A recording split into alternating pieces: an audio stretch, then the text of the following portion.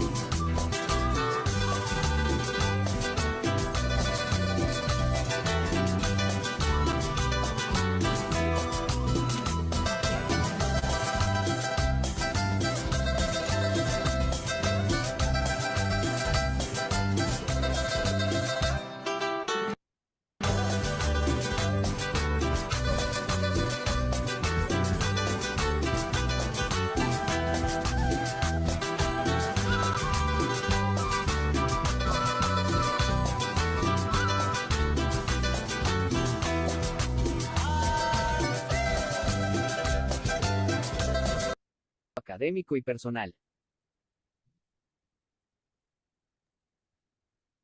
Perfecto. Muchísimas gracias, Miguel. Bueno, antes que nada, hola a todos a través de esta pantalla y perdón por las dificultades técnicas que tuvimos con la transmisión, pero bueno, se está grabando, así que con eso no hay problema, no se preocupen, sí que tendrán la primera clase en mano. Bueno, mi nombre es Brian Sosa, soy el actual oficial nacional del Comité de Educación Médica de Argentina y bueno, en esta oportunidad le traemos justamente este curso internacional de electrocardiograma bajo el proyecto Estudiando con Ganas se titula, ¿sí? Y está organizado por SCOME Argentina y en colaboración justamente, como mencionaba el video de presentación, en colaboración con Gustavo Torres, que representa a SCOME SOCIEM UNP de Perú, a Juliana Lara de AMP Ecuador, a Miguel Perales de AMEF AC de México y a Rocío Ríos de SCOME Chile. Bien, eh, bueno, se desarrollarán varios temas a lo largo de esta semana, ¿sí? Con diferentes disertantes médicos de Argentina y también quería recordarles que para la obtención del certificado deben cumplir con los siguientes requisitos, el cual es uno es la asistencia, el 80% de la asistencia, es decir, 4 presenciales de 5 clases, y también justamente deben completar el formulario de asistencia con la palabra clave en cada una de las ponencias. Bien, y también aprobar el examen final con un 70% o más de los puntos. Bien. Bueno, espero que este curso sea fructífero para cada uno de ustedes y que sea de su agrado. Bueno, ahora tengo el placer de presentarles al disertante del día de hoy, quien nos dará el tema de electrocardiograma normal, el doctor Jorge Cristiani, quien es médico de la Universidad Nacional de Tucumán, es ex ayudante de cátedra de la materia de fisiología, también de la Universidad Nacional de Tucumán, es ex becario, ¿sí? De investigación y también es jefe de trabajo práctico de la materia morfofisiología en la Universidad Nacional de Tucumán y actualmente es residente, ¿sí? De cuarto año de cardiología del Hospital Centro de Salud Zenón Santillán. Bueno, doctor, tiene la palabra. Muchísimas gracias. Bueno, muchas gracias, Brian. El paso a presentar la diapositiva. Cualquier cosa me van diciendo, me van informando sobre algún problema técnico. Perfecto. Presento Adelante, pantalla doctor. y ustedes me van diciendo. Bien.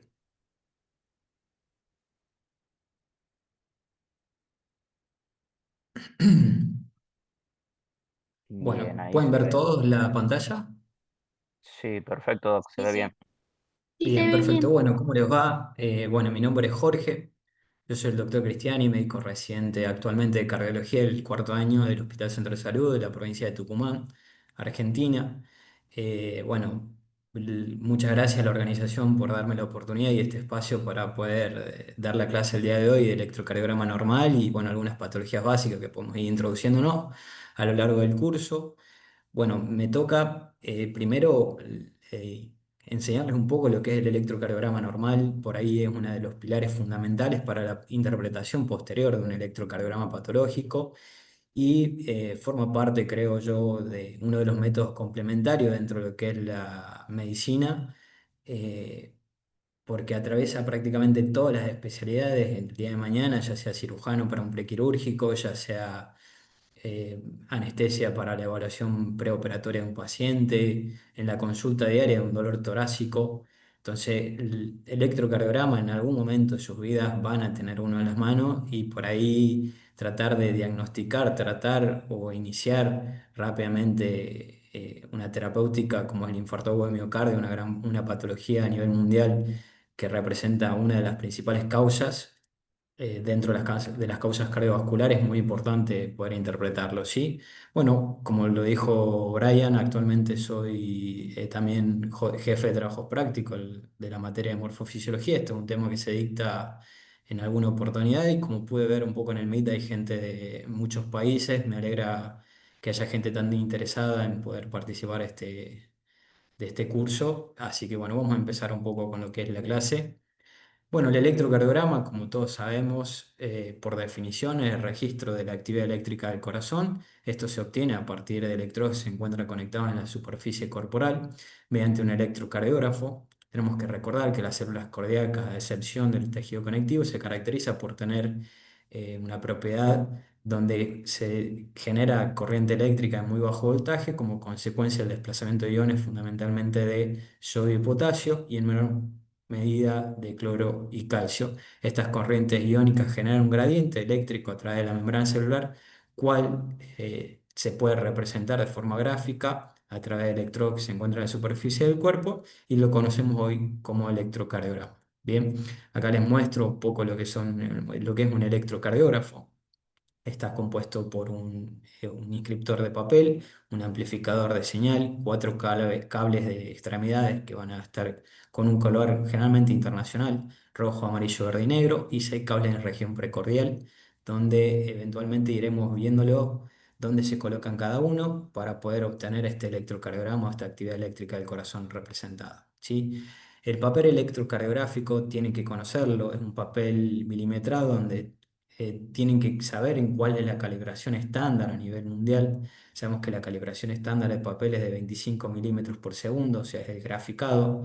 Tenemos que saber que el ancho del papel vamos a transcribir en tiempo, en cuanto a horizontal se va a transcribir el tiempo y en cuanto al vertical el voltaje o la amplitud de las ondas que vamos a ir viendo cada uno y tenemos que ir reconociendo en este papel milimetrado la representación en cuanto a tiempo y amplitud de cada uno de ellos, ¿sí? Como podemos ver acá, y le voy a dejar el puntero para que más o menos nos vayamos ayudando un poco, podemos ver acá el electrocardiograma, perdón, el papel milimetrado donde podemos ver una serie de cuadrados tanto pequeños como grandes. Esta serie de cuadrados tanto pequeños como grandes tienen distintos valores que tenemos que conocerlos. Como sabemos que en tiempo un cuadradito pequeño corresponde a 0,04 segundos o 40 milisegundos. Son las dos formas de decirlo de manera muy sencilla.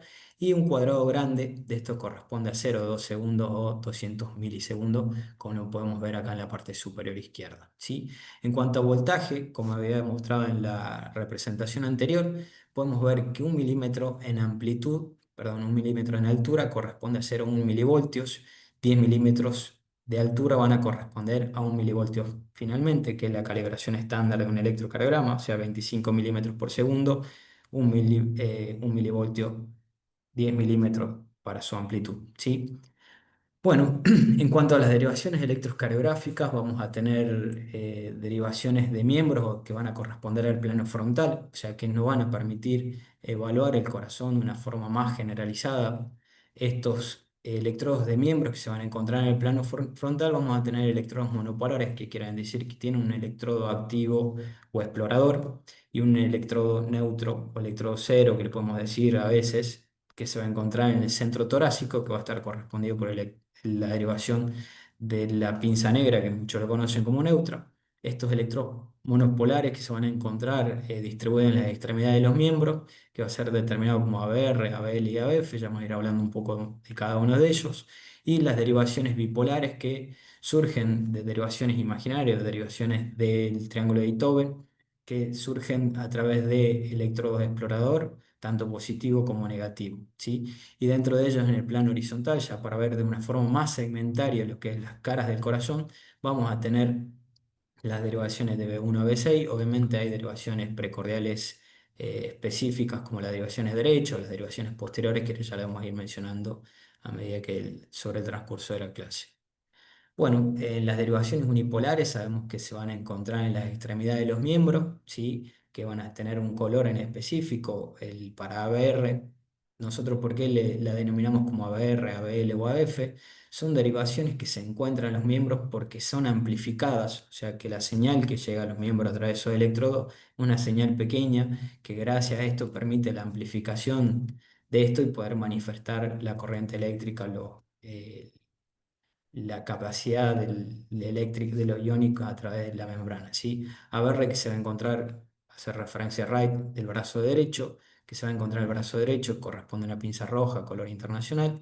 ABL en el brazo izquierdo, que corresponde a una pinza de color amarillo, y ABF que se va a encontrar en la pierna izquierda, una pinza de color verde. Si uno tiene una memotecnia, rojo, amarillo, verde, van a ser los colores por el cual van a iniciar entre la mano derecha, el brazo izquierdo y la pierna izquierda. Posteriormente, en el miembro inferior derecho, la pierna derecha, van a colocar el electrodo de color negro, que es el electrodo neutro, que nos va a permitir graficar la serie de derivaciones unipolares. Bien, bueno, como podemos ver, las derivaciones bipolares se colocan un electrodo tanto positivo como negativo. El electrodo negativo, que va a corresponder a BR, que se va a hacer colocado en el brazo derecho, nos va a permitir ver la cola muchas veces de muchas corrientes eléctricas que ocurren en el corazón.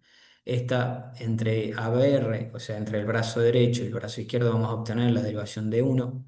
Entre el brazo izquierdo, que va a ser electronegativo para la derivación de 3, y el ABF, que va a ser electropositivo, que se va a encontrar en el pie izquierdo, vamos a tener la derivación de 3 y de 2. Finalmente, en el triángulo de Itoven, vamos a poder ver la derivación entre el brazo derecho, que va a ser el electrodo negativo explorador, y el electrodo positivo explorador, que se va a encontrar en ABF.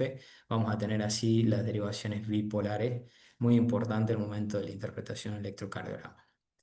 Bueno, por último, en cuanto a la colocación de los electrodos precordiales, las derivaciones precordiales son también un sistema unipolar. En este caso no van a ser amplificados porque no es necesario, se va a encontrar prácticamente sobre la superficie del precordio del tórax en la cara anterior, y esto no va a permitir ver en forma más segmentaria lo que es la actividad eléctrica en cada sector del miocardio. Bien. Acá vamos a tener un color para cada uno de ellos, estos electrodos que se van a encontrar a nivel precordial. B1 va a corresponder a un color rojo, B2 un color amarillo, B3 a un color verde, similar a lo que pasa con las derivaciones de las extremidades, perdón, con los electrodos que se van a encontrar en las extremidades. B4 ya un color marrón, B5 un color negro y B6 un color violeta ya estandarizado, ¿sí? Cada uno de ellos tenemos que saber colocarlo de forma correcta, si no vamos a tener una falsa interpretación de la actividad eléctrica del corazón por su mala posición, ¿sí? Entonces tenemos que encontrar nosotros principalmente o primariamente lo que es la protuberancia del esternón o el ángulo de Luis, ¿sí? Con un nombre propio. Una vez que nos encontramos, nos vamos hacia el espacio intercostal subyacente a este ángulo de Luis y vamos a encontrar el segundo espacio intercostal, vamos a llegar a un tercer espacio intercostal y a un cuarto espacio intercostal. Si nosotros tenemos esta caja torácica, la podemos dividir una línea para external izquierda, o sea, la línea imaginaria que atraviesa del lado izquierdo del esternón, una línea para external derecha, del lado derecho una línea medio clavicular, o sea, la línea equidistante entre el manubrio del esternón y el hombro. Vamos a tener la línea medio clavicular, una línea axilar anterior, una línea axilar media, y si nos vamos a una cara lateral del tórax, una línea axilar posterior, ¿sí? Para eso tenemos que reconocer la topografía del tórax. Nosotros en un principio, una vez que reconozcamos el cuarto espacio intercostal, en la línea paraesternal derecha vamos a colocar a B1. B2 lo vamos a colocar en la línea paraesternal izquierda a la altura del cuarto espacio intercostal. Procedemos a colocar el electrodo de B4 a nivel del quinto espacio intercostal, la línea axilar media. En la línea equidistante entre B2 y B3 vamos a colocar B3. ¿Estamos de acuerdo? El B5 lo vamos a colocar sobre la línea del quinto espacio intercostal a nivel de la línea axilar anterior y B6 finalmente le vamos a colocar sobre la línea axilar media, sobre la línea del quinto espacio intercostal, teniendo como referencia a la altura de B4, ¿sí? Del lado derecho ya son un poco derivaciones especiales que van a ser B3R, B4R, principalmente para poder explorar la actividad eléctrica del ventrículo derecho, ¿sí? Y si lo damos vuelta al torso, podemos llegar a localizar las derivaciones dorsales, que va a ser B7 y B8. B7 se va a encontrar en línea axilar posterior y B8 se va a encontrar en línea interescapular, que va a ser una derivación especial para ver infartos de la cara posterior, por ejemplo. Como había mencionado hace rato, en cuanto a las derivaciones del plano frontal, nos dan una idea, una imagen, como si fuesen cámaras que lo ven en forma globalizada el corazón, o sea, nos dan una generalidad de la actividad eléctrica del corazón.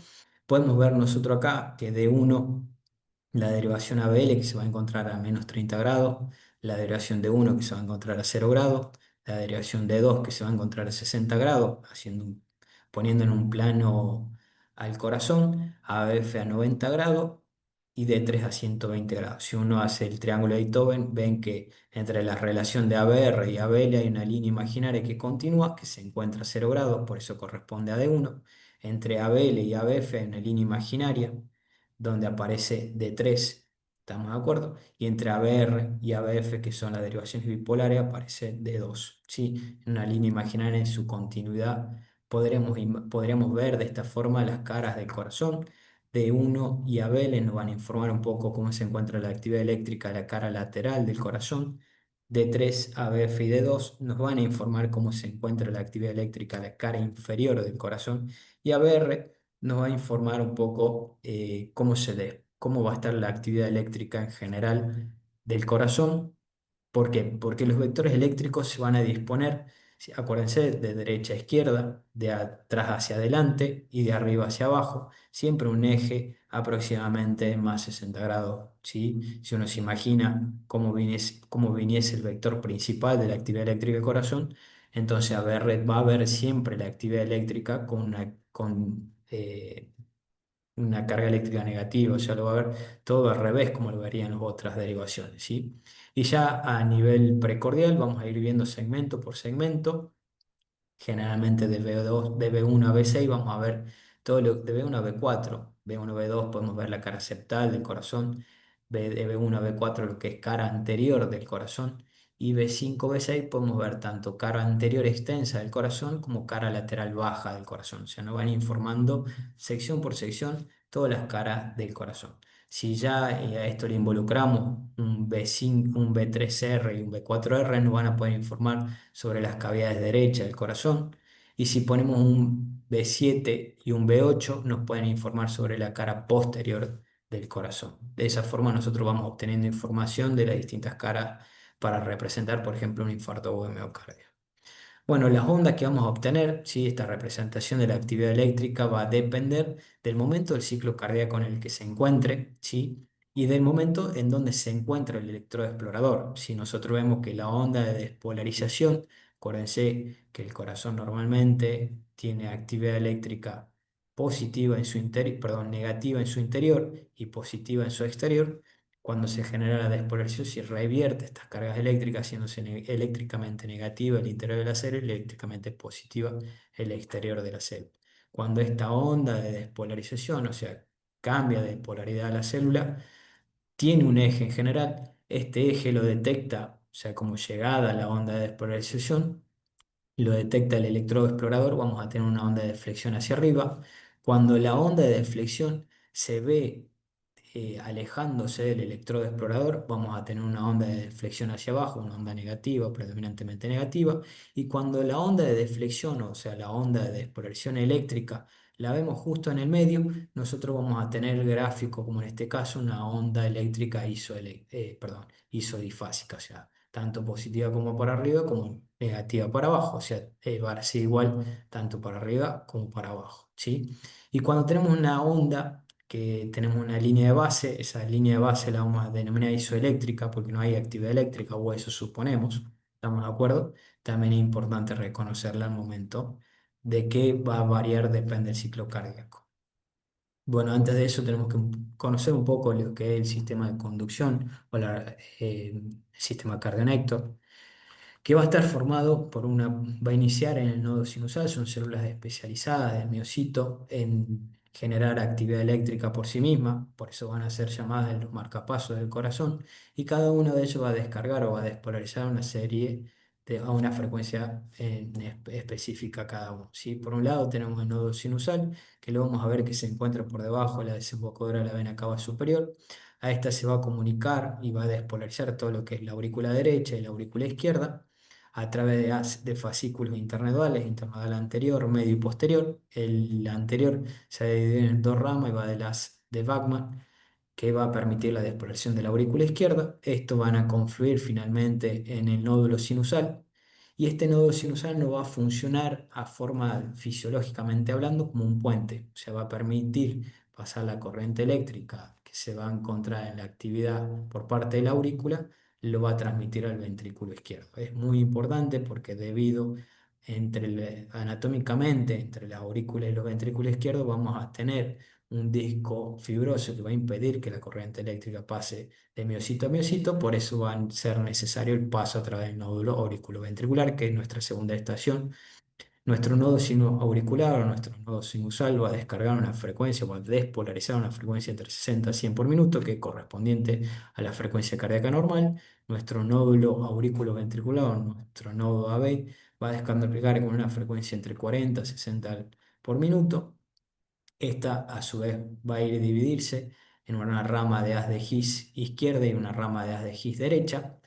Esto por encima de la división nosotros llamamos como zona supraisiana, por debajo de esta división la vamos a llamar como zona infraisiana.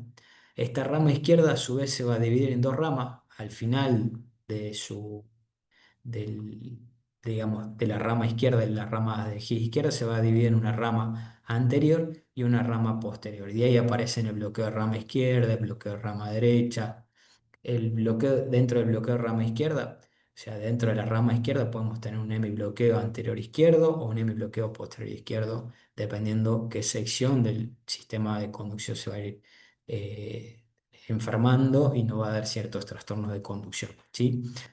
Y finalmente las ramas de Purkinje que van a dar por último la despolarización hasta el último miocito a partir del músculo cardíaco, ¿sí? Bueno, la rama de Haz de Higgs, cuando es el bloqueo, cuando uno le habla, la actividad eléctrica surge por encima de la bifurcación de la rama izquierda y la rama derecha, que es la sección de la rama de supraisiana o el haz supraisiano. Vamos a tener una frecuencia de descarga entre 30 a 40 por minuto, y más distal se hace, la descarga va a ser entre 20 a 30 por minuto, ya en situaciones graves como el ritmo ventricular o bloqueo auriculoventricular, ¿sí? Bueno. Una vez que se han colocado los electrodos en la superficie del cuerpo, vamos a obtener una serie de ondas, como ya les he mencionado, depende de cómo le detecte esa onda. Cada una de las derivaciones va a detectarla con una deflexión hacia arriba o una deflexión hacia abajo, pero hay que poniéndole nombre a cada una de esas ondas que nos van a ir contando o nos van a ir diciendo en qué situación se encuentra el el corazón o cuál es la situación del ciclo cardíaco en el que se encuentra, ¿sí? La primera onda que vamos a observar es la onda P.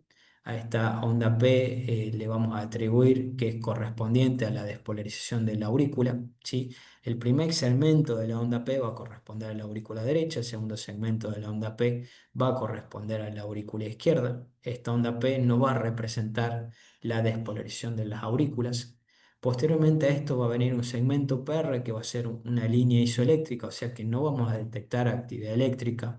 Esa línea isoeléctrica nos va a permitir, o sea que nos traduce esta línea isoeléctrica, nos va a hablar de que hay un retardo fisiológico, el retardo fisiológico provocado por el nódulo auriculoventricular. ¿Necesario por qué? Porque se debe contraer primero la aurícula y una vez contraída la aurícula, posteriormente viene la contracción del ventrículo izquierdo para poder tener un llenado ventricular correcto o correspondiente, para tener buenos volúmenes de fin de diástole. Entonces ese segmento PR va a ser necesario para un llenado ventricular adecuado. En ese momento no se va a detectar actividad eléctrica, por eso se va a mantener isodifásico. Este segmento PR hay que tenerle hay que estar muy presente con este porque a partir de él podemos haber situaciones patológicas como acortamiento del PR o prolongación del PR, como el bloqueo auriculoventricular de primer grado, segundo grado, y bueno, ya posteriormente la disociación auriculoventricular. Y un acortamiento de esto me puede hablar de un síndrome de preexcitación, entonces este segmento nos da cierto grado de importancia al momento de la interpretación del electrocardiograma, ya lo vamos a ir hablando parte por parte. Posteriormente a esto viene una serie de complejos, que es el complejo QRS, una onda de flexión hacia abajo que se va a llamar onda Q, una onda de flexión hacia arriba que se va a llamar onda R, y una onda de flexión hacia abajo posterior a la onda R que se va a llamar onda S. No siempre van a encontrar como tal el complejo QRS, o sea, no van a tener la onda QRS, en ocasiones pueden tener onda RS, en ocasiones pueden tener situaciones patológicas, onda QS, QR, ¿estamos de acuerdo? O onda RSR', o sea que no siempre el complejo QRS lo van a encontrar como tal, pero sepan que hay una serie de variantes que ya lo irán viendo en las distintas disertaciones posteriores para poder interpretarlo. ¿A qué nos hace referencia el complejo QRS? Nos hace referencia principalmente a lo que es la despolarización del ventrículo izquierdo, ¿estamos de acuerdo? Del ventrículo derecho, o sea, la despolarización de los ventrículos, ¿ok? Esta despolarización de los ventrículos no va a dar esta serie de ondas. Una vez que se ha despolarizado el ventrículo y inicia la etapa de repolarización ventricular, va a aparecer el segmento ST, un segmento muy importante porque esto muchas veces nos habla de isquemia, ¿sí? Nos habla de un infarto agudo de miocardio con supradesnivel del ST, o nos habla de un infarto agudo del miocardio sin elevación del ST, pero que tenga infradesnivel, por ejemplo. Y este segmento ST es muy importante porque también se va a mostrar como un periodo de repolarización ventricular que se va a mantener isoeléctrico, o sea que no vamos a ver actividad eléctrica, no va a ver la presencia de onda, pero tenemos que saber que esto se debe a que no es que no haya actividad eléctrica por parte del corazón, como ocurre en el segmento PR, que es un retardo del aurículo ventricular, simplemente que en el momento o en el segmento ST no va a permitir, no se va a ver actividad eléctrica porque en un periodo, ya lo vamos a ver un poquito más adelante, durante la despolarización y la repolarización tenemos una fase meseta, ¿sí? Esa fase de meseta se equilibran las actividades iónicas tanto del calcio como del potasio, haciéndose un periodo isoeléctrico que no va a ser interpretado como el corazón, como la presencia de ondas, por lo tanto se va a mantener isonivelados con valores de más o menos 1 milímetro. Entonces este segmento siempre ténganlo en cuenta. La onda T va a aparecer posteriormente, que va a ser representada principalmente ya por la repolarización del ventrículo, tanto izquierdo como derecho. Y ustedes me van a preguntar acá, ¿y dónde está si ya hablé de la despolarización de la aurícula y hablé de la repolarización del ventrículo izquierdo, perdón, del ventrículo, ¿dónde está la despolarización, la repolarización de las aurículas? Bueno, muchas veces la actividad eléctrica de la repolarización auricular, porque la masa auricular es muy pequeña, no suele verse y siempre suele estar ocultada por el complejo QRS o tapada por alguna otra onda, por lo cual no nos va a permitir observar la repolarización auricular propiamente dicha. Una vez que aparece esta onda T, ya nos habla de un periodo de repolarización, ya en el fase 3, fase 4 del electrocardiograma, y por ahí, en ocasiones, en situaciones fisiológica o en otras situaciones patológicas puede aparecer una onda U que nos habla ya de una repolarización tardía de la red Purkinje principalmente y puede también estar alterada con estar presente en situaciones patológicas cuando hay alteraciones iónicas a nivel extracelular como la hipocalemia o la hipercalemia, ¿sí? Bueno, a esto le vamos a comprender un intervalo PR que tenemos que conocer los tiempos en los que se dan los intervalos, ¿sí? El intervalo PR va a corresponder entre el inicio de la onda P y el inicio del complejo QRS. Ahí vamos a comprender un tiempo que ya lo vamos a mencionar más tarde, que va a ser entre 120 y 200 milisegundos o 0,12 y 0,2 segundos. Y el intervalo QT, muy importante, el intervalo QT porque nos habla del tiempo entre la despolarización y repolarización de los ventrículos. Cuando este intervalo QT esté prolongado, seguramente va a haber situaciones patológicas que lo estén prolongando, pueden ser congénitos o adquiridos. Entre las causas adquiridas puede ser una hipocalemia, muy importante, una hipocalcemia muy importante que hay que reconocer. Y tenemos que saber o interpretar este intervalo QT porque acá aparecen los periodos refractarios relativos y los periodos refractarios absolutos, donde se puede magnificar o expresar un fenómeno que se llama R sobre T y desencadenar una taquicardia ventricular polimorfa sostenida, que puede ser de gravedad y que es una causa de paro cardíaco. Por lo tanto, hay que tenerlo bien presente el intervalo QT en cuanto a su duración para evitar estos eventos arrítmicos que pueden hablar de un poco de fatalidad, ¿sí? Bueno, como les he mencionado hace rato, acá les dejo un poco de la representación del potencial de acción cardíaco, ¿sí? Sus distintas fases, que va de una fase 0 a una fase 4. Uno pensaría que iniciaría con la fase 1. Bueno, en realidad termina la fase 4 que es el estado de reposo de la célula miocítica, o sea, del miocito, un estado de reposo. Una vez que se genera la despolarización celular, este es un estado de hiperpolarización, se genera la despolarización del mismo. Esta despolarización del mismo se da en una entrada masiva de sodio del espacio extracelular al espacio intracelular. Una vez que ingresa todo el sodio posible al ventrículo izquierdo y alcanza el potencial de acción, va a generar lo que es el complejo QRS, o sea, la despolarización de los ventrículos. Una vez que se haya despolarizado los ventrículos, inicia la fase 1, que es la primera fase de repolarización debido a la salida de potasio a través de unos canales de potasio. A partir del canal de potasio se cierran los canales de sodio, empieza a salir potasio, la célula tiende a hacerse algo negativa, pero en ese momento se genera la apertura de los canales de calcio. Estos canales de calcio ingresan al interior de la célula, manteniendo así equilibrada tanto la salida como la entrada de iones. Por eso vamos a ver un periodo de meseta que va a corresponder a la fase 2 de la despolarización del ventrículo. Entonces esa fase 2 va a estar relacionada con el segmento PR y en situaciones isquémicas esta fase 2 se ve alterada y nos va a presentar el supradenivel o el infradenivel ST, tanto que uno ha escuchado hablar, el infarto agudo de miocardio y demás.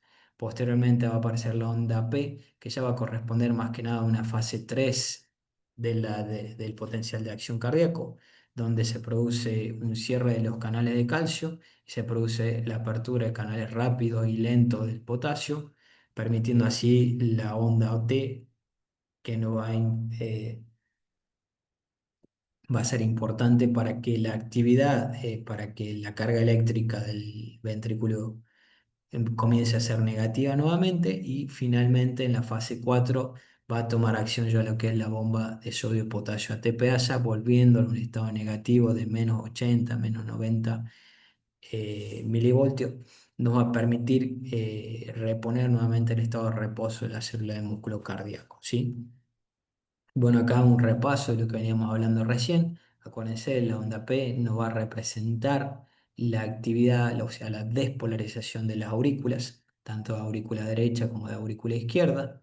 El segmento ST, el segmento PR va a estar dado por el retardo fisiológico que va a dar el nódulo auriculoventricular. Esto va a permitir el llenado ventrículo izquierdo sea adecuado. Una vez que se ha llenado el ventrículo izquierdo, inicia la fase de contracción isovolumétrica que uno le llama en el ciclo cardíaco y comienza lo que es la despolarización de los ventrículos izquierdos. Empieza a contraerse el ventrículo izquierdo. Una vez que se ha contraído todo el ventrículo izquierdo, comienza la fase de meseta, que vamos a encontrar acá en el segmento ST, que se va a encontrar isonivelado. Una vez que a ese segmento ST empieza a repolarizarse ya en la fase 3 del ventrículo, empieza a retornar desde epicardio hacia endocardio la repolarización ventricular, manifestándose así como la onda T. Y una vez que se completó, que ese periodo de línea que nosotros podemos ver acá, que es un periodo sin actividad eléctrica, es porque se está repolarizando completamente la célula y se está preparando para un nuevo ciclo cardíaco, ¿sí?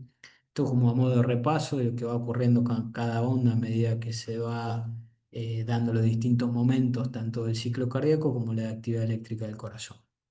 Bueno, una vez que esto es una pequeña introducción de lo que sería un poco lo que es la fisiología del electrocardiograma, la actividad eléctrica y el potencial de reposo del miocito, tenemos que tener en cuenta acá una serie de pasos al momento de leer este electrocardiograma. No solo es, una vez que hemos reconocido una serie de ondas, tanto la onda P, el complejo QRS, tenemos que interpretar este electrocardiograma. Entonces, ¿qué es lo que hacemos? Lo tenemos al paciente en decúbito dorsal, paciente donde vamos a colocar las derivaciones que se van a encontrar en las extremidades, siempre lo más distal posible. Si el paciente tiene una amputación infrapatelar, por ejemplo, de la pierna izquierda, bueno, el electrodo de superficie de la extremidad se va a encontrar lo más distal posible a eso, ¿sí? Se va a encontrar probablemente a nivel suprapatelar. Conectamos al paciente, le colocamos el electrodo ABR que se va a encontrar en el brazo derecho, colocamos el ABL que se va a encontrar en el brazo izquierdo, colocamos el ABR que se va a encontrar en la pierna izquierda y finalmente en la pierna derecha el electrodo de color negro o neutro que nos va a permitir que estos electrodos unipolares puedan detectar la actividad eléctrica del corazón. Y a nivel precordial, ya como habíamos mencionado previamente, vamos a colocar B1, B2, B3, B4, B5, B6 y vamos a tener finalmente una tira de electrocardiograma, siempre calibrado, como le habíamos dicho, 25 milímetros por segundo, con 10 milímetros de amplitud. Eso es muy importante porque si no, si tienen un electrocardiograma calibrado con 20 milímetros de amplitud, van a ver todo al doble. Es una ecuación simple y por ahí puede generar mala interpretación como supradenio del ST, que nos ha pasado. Esto es algo muy cotidiano, esto es algo que puede llegar a pasar. Al momento del electrocardiograma vamos a mantener una tira de 12 derivaciones. Tenemos que ser ordenados, sobre todo al inicio, cuando uno lee un electrocardiograma, tenemos que tener un cierto orden, porque si no logramos ese orden, no vamos a poder tener una interpretación correcta del electrocardiograma o en ocasiones se nos van a pasar una serie de cosas que pueden llegar a ser importantes para el paciente, ¿sí? Entonces, lo primero que tenemos que ver es el ritmo, cuál es el ritmo que tiene el electrocardiograma. Yo le voy a enseñar lo normal, obviamente, en este caso la frecuencia cardíaca, el eje eléctrico del corazón, cómo está la onda P y su morfología, el intervalo PR en cuanto a su duración, el complejo QRS, cómo es, cuáles son las características, el segmento ST, si está isonivelado, supradesnivelado o desnivelado, la onda T, y si llegase a haber onda U, que puede haber en mujeres o varones menores de 30 años, hay que tenerlo presente y medir el QT en tiempo y después corregirlo con una serie de ecuaciones que ya le voy a ir mostrando posteriormente. Bien, una vez que tenemos el electrocardiograma, lo primero que tenemos que hacer, vamos a ver que tenemos un electrocardiograma de 12 derivaciones. Las primeras 6 derivaciones corresponden a la del plano frontal, tanto de uno, de 2, de 3. ABR, ABL y ABF. Esas derivaciones vamos a tener que buscar en esas derivaciones principalmente el ritmo cardíaco. Vamos a ver que el ritmo cardíaco normal es el ritmo sinusal, ¿sí? Un electrocardiograma normal está en ritmo sinusal. Se considera ritmo sinusal cuando la distancia entre R y R son constantes, o sea, si vemos acá la distancia entre esta R y esta R es constante, vamos a ver que los intervalos PP también son constantes, o sea, el intervalo entre la onda P y la siguiente onda P se van a mantener de forma constante. Puede haber variaciones, esto es una variación fisiológica, pero de menor del 10%. Las ondas P la tenemos que buscar. ¿En dónde la vamos a buscar a la onda P? La vamos a tratar de buscar en la derivación de 2 que se encuentra a 60 grados, por ahí el electrodo explorador que lo ve mejor a la onda P, o sea, ve mejor la despolarización de las aurículas por su posición, cuando es el corazón viene del lado derecho hacia el lado izquierdo, de posterior hacia anterior y de craneal hacia caudal. ¿Estamos de acuerdo? Entonces, si sacamos una serie de cálculos, el electrodo definitivo se va a encontrar generalmente a más 60 grados. Por ahí D2 que se encuentre en más 60 grados va a ser una de las derivaciones fundamentales para poder buscar la onda P. Una vez que la encontramos, la onda P siempre tiene que estar precedida por un complejo QRS. Normalmente, porque digo normalmente, puede encontrarse una frecuencia de 60 a 100 latidos por minuto, puede estar a 120, 130, y hablamos de una taquicardia sinusal, o puede estar menos de 60 latidos por minuto, hablamos ya de una bradicardia sinusal, siempre que se hayan cumplido los criterios previos. Una vez que se encuentra la onda P, tiene que ser positiva en D1, tiene que ser positiva en D2 y en ABF, porque son las caras en donde se van a ver positivas generalmente. Acuérdense, si la aurícula derecha va a bajar hacia el ventrículo izquierdo, normalmente va a ir de arriba hacia abajo y de derecha a izquierda. Entonces, por lo menos en D1, D2 y ABF siempre van a ser positivas. Pueden ser positivas van a ser positivas de B3 a B6 y negativa, que esto siempre me parece importante por ahí para definir si el ritmo es sinusal, o sea que viene precisamente del nodo sinusal, es que sea negativa en haber, ¿sí? En ocasiones en B1 puede ser isodifásica e inclusive en las mujeres antes de los 30 años también puede ser negativo, perdón, puede ser isodifásica la onda P. ¿Qué quiere ser isodifásica? O sea, igual tanto como para arriba como para abajo. Ya les voy a mostrar algún ejemplo. Acá tenemos, por ejemplo, el caso de un ritmo nodal, ¿sí? Donde nosotros buscamos la onda P, esto es en una derivación de 2. No encontramos esa onda P, sí vemos un complejo QRS, o sea que una despolarización ventricular, un segmento ST y una onda T. ¿Estamos de acuerdo? Pero no hay presencia de onda P. Decimos que el escape es a nivel del aurículo ventricular, un escape generalmente que se encuentra entre 40 a 60 latidos por minuto, ¿sí? Generalmente el QRS es estrecho. ¿Por qué es estrecho? Cuando se encuentra por encima del nódulo, o sea, cuando es supranodal, o sea, por encima del nódulo o a nivel del nódulo, los QRS van a medir menos de 120 milisegundos. Cuando se encuentra por debajo del nódulo auriculoventricular, el QRS se va a encontrar un QRS ancho mayor a 120 milisegundos. Entonces acá en este caso un clásico ejemplo, ritmo nodal, ya lo van a profundizar en las clases posteriores. Por otro lado tenemos el ritmo ventricular. El ritmo ventricular es la actividad eléctrica producida por la masa ventricular, tanto izquierda como derecha. eh, Siguiendo normalmente una conducción aberrante, no tiene la comunicación, o sea, recorrido normal del haz de His, puede estar a más distal del haz de His derecho, del haz de His izquierdo, que eso nos va a dar una serie de morfología, que son bloqueo completo de rama derecha, bloqueo completo de rama izquierda. Normalmente con una frecuencia cardíaca de descarga regular entre 30 a 40 latidos por minuto, sin la ausencia o con la ausencia de ondas P, ¿sí? Este ritmo muchas veces conlleva mala tolerancia hemodinámica. Imagínense una frecuencia cardíaca de menos de 30 latidos por minuto, puede llegar a generar algún grado de síncope, pero si la frecuencia cardíaca en este caso, que es una situación particular, supera los 50 latidos por minuto, podemos denominarla como ritmo idioventricular acelerado arriba, que es un signo electrocardiográfico de reperfusión miocárdica, ¿sí? Pero bueno, este ritmo ventricular es muy frecuente de verlo en los bloqueos auriculares ventriculares completos. Bueno, para el cálculo de la frecuencia cardíaca, que es el segundo ítem que teníamos por ver, el cálculo de la frecuencia cardíaca básicamente es el número de latidos por minuto. El ritmo sinusal normal tiene una frecuencia cardíaca entre 60 a 100 latidos por minuto y esto nos va a permitir definir entre taquiarritmias o bradiarritmias. Uno de los métodos más sencillos para poder medir la frecuencia cardíaca es el método de caja, ¿sí? Donde lo que ustedes hacen, o ven una onda P, el segmento PR y el complejo QRS, ven que la onda R caiga sobre una línea gruesa del papel milimetrado y empezamos a contar las líneas gruesas que se encuentran entre las ondas R y R. Para la primera línea gruesa le damos una frecuencia cardíaca de 300 latidos por minuto. Para una segunda línea gruesa le damos una frecuencia cardíaca de 150 latidos por minuto. Para una tercera onda gruesa le damos, una línea gruesa le damos una frecuencia cardíaca de 100 por minuto. Para una cuarta de 75. Y como podemos ver, este complejo QRS puede caer, no siempre va a coincidir que caigan las dos sobre una línea gruesa. Puede encontrarse acá entre 75 y 60. Entonces sabemos que hay 5 cuadraditos chicos, ¿sí? Y acá les dejo la expresión. Entre 75 y 60 tenemos 15 latidos por minuto y lo dividimos en 5 cuadraditos chiquitos. Nos va a ver que por cada cuadradito chiquito va a haber 3 latidos aproximadamente.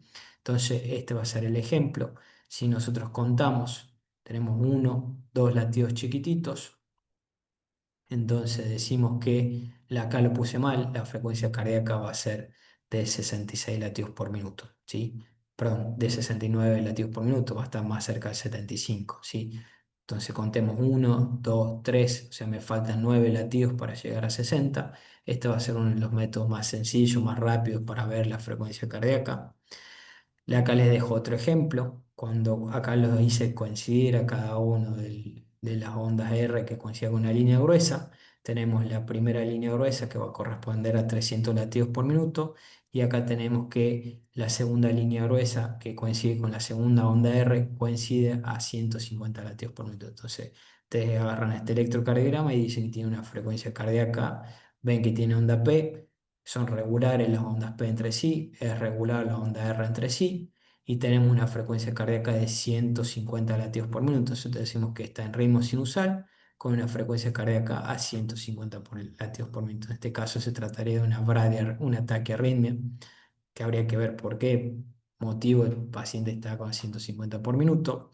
Les dejo el ejemplo B, donde podemos ver que la onda R que coincide con la línea gruesa, tenemos la segunda línea que va a corresponder a 300 latidos por minuto, una segunda, perdón, primera línea 300 latidos por minuto, una segunda línea 150 y una tercera línea a 100 latidos por minuto, ¿sí? Y les doy el ejemplo C, donde vamos a contar 300, 150, 100, 75 y 60 latidos por minuto. Y así puede ir variando según donde caiga esta onda R, que puede variar entre posterior al 5 cuadradito grande aparece un sexto cuadradito que va a corresponder a una frecuencia cardíaca de 50, un séptimo cuadradito, una frecuencia cardíaca de 43, y ya por debajo de 43, 42 latidos por minuto ya es difícil discriminar la frecuencia cardíaca exacta, por lo tanto, pero sí está descrito que el octavo va a corresponder a 37 y el décimo a 30 latidos por minuto. La verdad que ya esas situaciones no suelen verse, no es el método ideal para esto, pero sí hasta un sexto cuadradito grande podemos utilizar el método de la caja como un método para medir el cálculo de frecuencia cardíaca. Tenemos acá otro método, que es el método que deben conocer la mayoría, ¿sí? Básicamente dividir 1500 en número de cuadrados pequeños, o sea que se encuentren entre cada uno de ellos, ¿sí? Y vamos a contar 1, 2, 3, 4, 5, 6, 7, 8, 17 cuadraditos pequeños, o sea 17 milímetros, y vamos a dividir 1500 sobre 17, nos va a dar un valor de 88 latidos por minuto, ¿sí? Cuando por ahí no tenga la onda R que coincide exactamente, un método que por ahí lleva un poquito más de tiempo, pero un método un poco más exacto, ¿sí? Y por último, como tercer método para el cálculo de la frecuencia cardíaca, van a tener, sobre todo para ritmos irregulares o bradicardia extrema, como le había hablado hace rato, latidos por debajo de 40 latidos por minuto, ya de contar la cantidad de ondas R, o sea, de despolarización del ventrículo izquierdo, en 30 cuadrados grandes y multiplicarlos por 10, ¿sí? Entonces, acá yo les dejo una aclaración que si en un cuadrado grande que representa 0,2 segundos, 30 cuadrados grandes van a representar 6 segundos. Entonces, si yo tengo 7 latidos en 6 segundos, ¿cuántos latidos voy a tener en 60 segundos? Por eso lo multiplico por 10, ¿sí? Otra cosa, que hay algunos electrocardiogramas que tienen una marquita, ¿sí? En el extremo superior del papel milimetrado le va a seguir una siguiente marquita que nos va a definir que hay 3 segundos de distancia y una segunda marquita que vamos a decir que entre estas dos marquitas, o sea, entre la primera y la segunda, o sea, a la segunda marquita, van a corresponder a 6 segundos en el electrocardiograma y contaremos cuántos latidos, o sea, cuántas ondas R o ondas de despolarización o complejos QRS hay en 6 segundos y eso lo vamos a multiplicar por 10 para ser más exacto. ¿Cuándo utilizamos esto? Cuando los ritmos son irregulares o cuando hay bradicardias extremas, ¿sí? Por ejemplo, acá contamos 1, 2, 3, 4, 5. Me faltó uno, 4, 5, 6, 7, 8. Entonces tenemos 8 latidos, multiplicamos 8 por 10 y la frecuencia cardíaca nos va a dar 80 latidos por minuto. Perdón, había que hacer una corrección acá. Bueno, esto es muy sencillo. Simplemente en este caso ustedes van a tratar de buscar onda P y acá van a ver que se trata de una onda F, o sea, una onda ahí media acerruchada, ¿sí? Que no tiene ninguna morfología de onda P, que le va a seguir un complejo QRS. Los RR son irregulares entre ellos, no hay onda P visible que pueda ser regular entre ellos o constante, por lo tanto hablamos de que no se trata de un ritmo sinusal, se trata de un ritmo de fibrilación auricular con una frecuencia en este caso de 80 latidos por minuto y el método 3 para poderla medir, por ahí el método más sencillo, el más seleccionado en estas situaciones. O en el caso de las bradiarritmias severas, como una frecuencia de 30 latidos por minuto, también es sencillo la utilización del mismo. ¿Ok? Bueno, por último, algo que la verdad que muchas personas se hacen un poco de quilombo, por así decirlo. Sí, quilombo, bueno, en Argentina le decimos a mucho problema para poder sacar el eje cardíaco. Y la verdad que es simple, simplemente es conocer la disposición del corazón. Imagínense acá en este círculo la disposición del corazón, aurícula derecha, aurícula izquierda, ventrículo derecho, ventrículo izquierdo. Entonces, si ustedes agarran las cuatro cavidades cardíacas, ¿cuál es la que predomina fisiológicamente y anatómicamente normal? Es el ventrículo izquierdo, que es el que tiene más masa miocárdica. Por tanto, la actividad eléctrica, como les he mencionado, inicia en la aurícula derecha y esta actividad eléctrica se va hacia la aurícula izquierda, o sea, que se va de derecha a izquierda, de craneal, o sea, o de arriba hacia abajo, de craneal a caudal, y se va a disponer de anterior a posterior y siempre una tendencia hacia la punta o el ápex del corazón, o sea, de una forma oblicua, y normalmente el eje eléctrico del corazón se va a encontrar entre menos 30 grados y más 90 grados, ¿sí? Como lo podemos ver ahí. Bueno, ¿qué ocurre acá? Por ahí es muy difícil la interpretación y les cuesta. ¿Cuáles son las derivaciones que yo tengo que utilizar acá para poder calcular el eje eléctrico del corazón? O sea que en este caso, para poder calcular el eje eléctrico del corazón, tengo que ver aquellas derivaciones que son frontales, o sea, aquella derivación que me ven el corazón en general, ¿sí? Entonces, las derivaciones precordiales que me ven segmentos del corazón, como la cara anterior-septal, la cara anterior, la cara lateral baja, no me van a servir porque no me hablan de globalidad. Entonces de B1 a B6 lo descarto al momento del cálculo del eje eléctrico del corazón. Si busco las derivaciones frontales, o sea que me va a dar una imagen global del corazón o me da información global del corazón en cuanto a su actividad eléctrica. Por lo tanto, tengo que buscar las primeras 6 derivaciones, que va a ir D1, D2, D3, ABR, ABL y ABF, ¿sí? Esas 6 derivaciones las busco. Una vez que encuentro las 6 derivaciones, si yo me pongo a ver en este eje, podemos ver que de uno, ¿sí? Se va a encontrar a 0 grados, ¿estamos de acuerdo?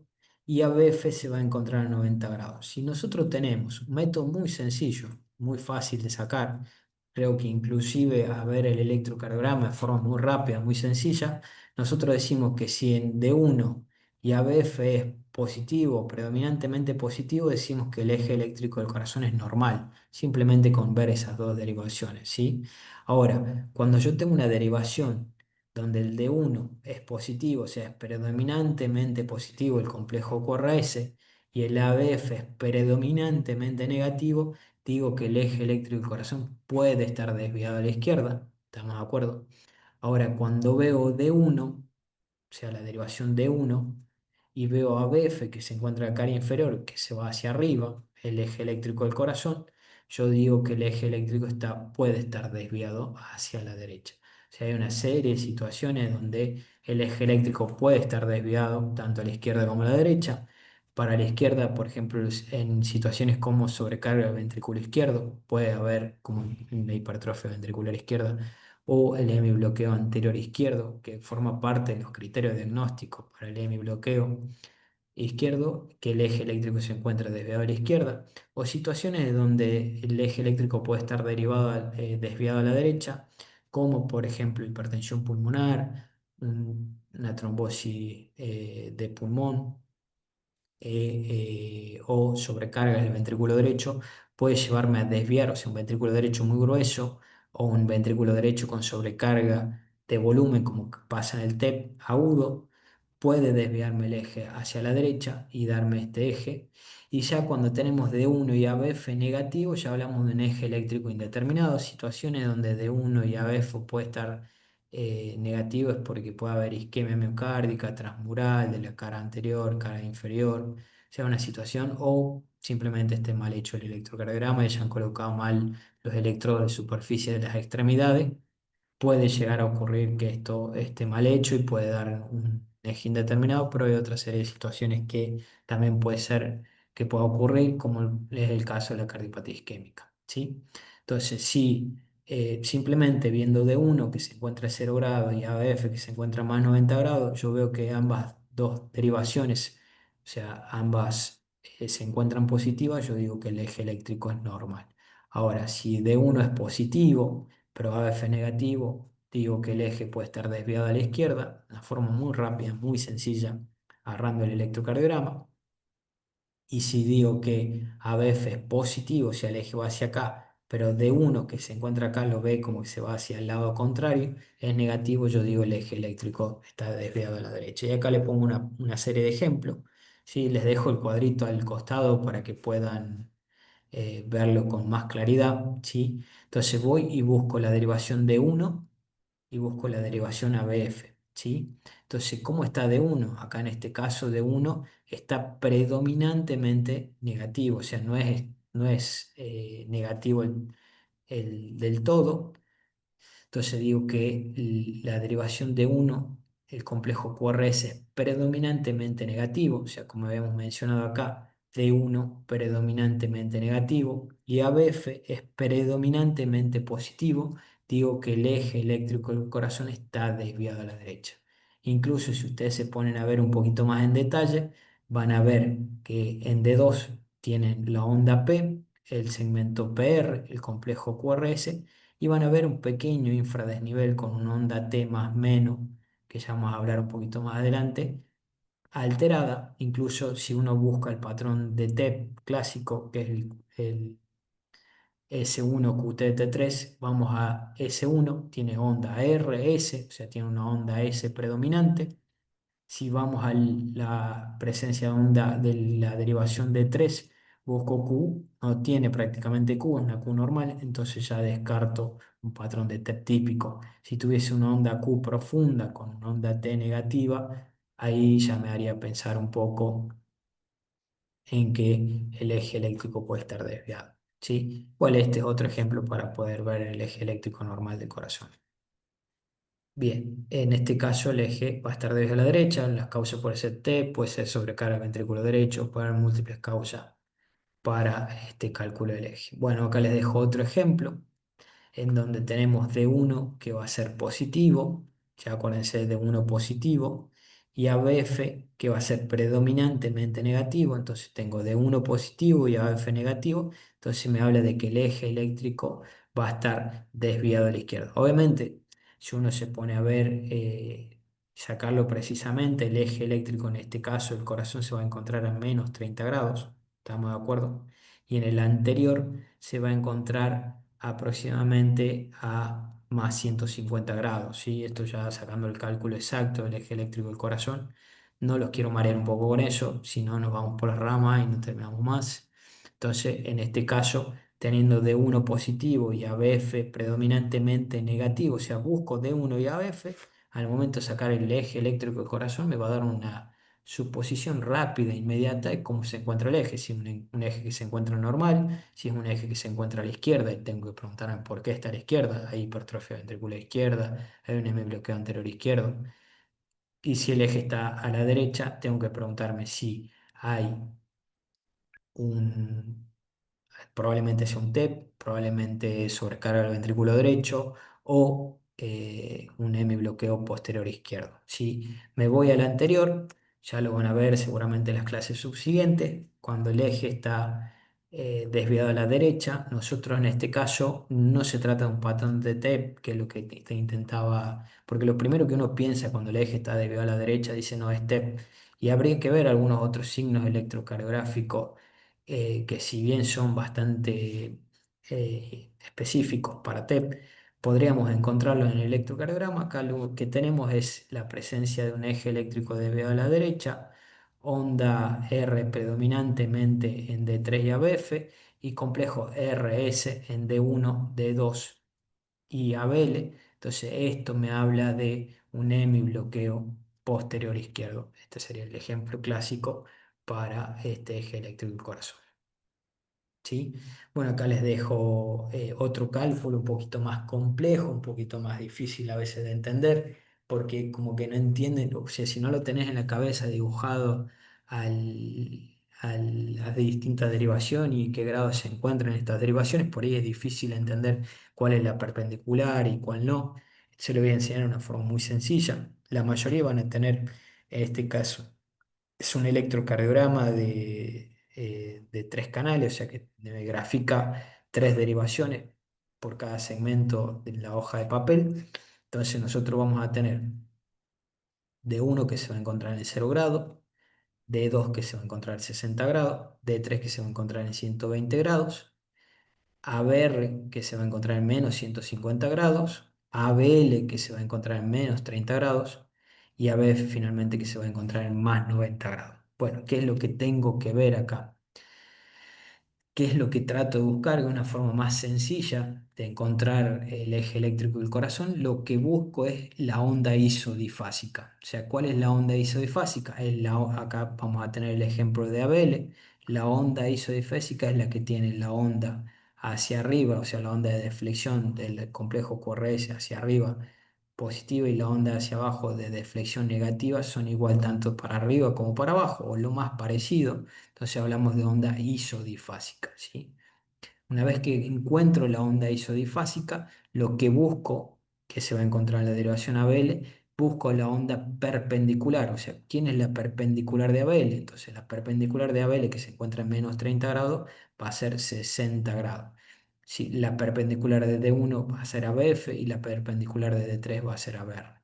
Y si una forma sencilla es cruzándolos, D1 con ABF, D3 con ABR y D2 con ABL en forma de X con forma de asterisco, podemos sacar sencillamente quién corresponde a cada uno. Bien, entonces localizamos primero en la derivación ABL la onda isodifásica, me voy a su perpendicular. ¿Cuál es la perpendicular? La que se encuentra a 90 grados y la que se encuentra a 90 grados es D2, ¿sí?